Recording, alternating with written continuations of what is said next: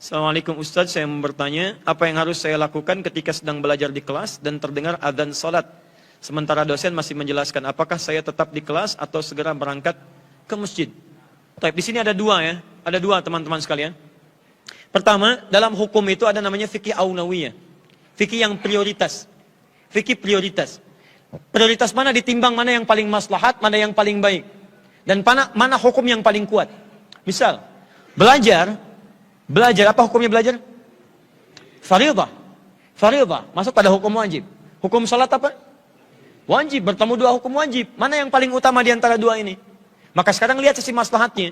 Jika memang dalam kondisi itu, Anda misalnya tidak diatur waktunya, tidak ada aturan khusus misalnya istirahat untuk salat. Misal, tetap diterangkan di situ, kalau Anda bisa minta izin untuk menunaikan salat misalnya, dan dengan penunaian itu menghadirkan maslahat untuk Anda dan untuk seluruhnya, maka silahkan yang diutamakan dan minta izin.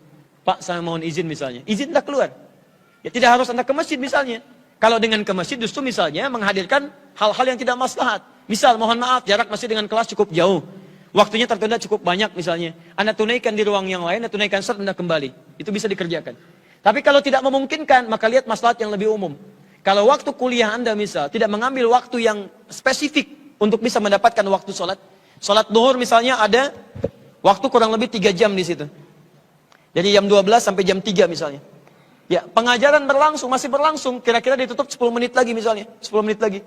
Yang kalau Anda pamit, Anda kembali, pelajaran akan selesai. Banyak maslahat yang Anda tidak dapatkan di situ. Maka di sini Anda niatkan untuk misalnya mengakhirkan sholat dengan kondisi menyempurnakan dulu ini selesai, dan langsung Anda kerjakan sholat. Paham di sini? Karena maslahat di sini lebih utama dibandingkan dengan maslahat Anda sendirian. Waktu sholatnya masih ada di situ dan Anda telah berniat untuk menunaikannya. Yang sekiranya Anda pergi ke sini, Anda kehilangan beberapa hal yang tentunya ada beberapa yang tidak menjadi maslahat bagi kehidupan Anda. Jadi bagi kampus Anda, bagi pelajaran Anda, kemudian bagi maslahat kehidupan Anda. Nah, dalam hal yang demikian, Anda bisa mengambil hukum yang kedua. Apa hukum kedua itu? Bila ada maslahat yang lebih penting sifatnya umum, maka jika ini didapatkan, maka yang kedua, hukum fikih yang kedua, seperti dengan hukum yang sama seperti sholat, Anda bisa tangguhkan sepanjang masih di waktunya, atau bahkan bisa berlaku hukum jama' walaupun belum sampai pada waktunya. Contoh, Anda dokter, Anda mau operasi nih. Operasinya dilakukan di waktu zuhur, selesainya waktu maghrib, waktu asar akan lewat. Begitu kemudian Anda tunaikan zuhur, Anda tidak jama' dengan asar misalnya. Maaf, Anda lakukan tindakan, Anda bedah. Begitu muncul waktu asar, Allahu Akbar, Allahu Akbar. Maaf ya, sudah adzan, saya mau sholat dulu. Sholat. Itu perut sudah terbuka, jantung sudah berdetak, resiko tinggi, Anda tinggalkan, dia bisa meninggal.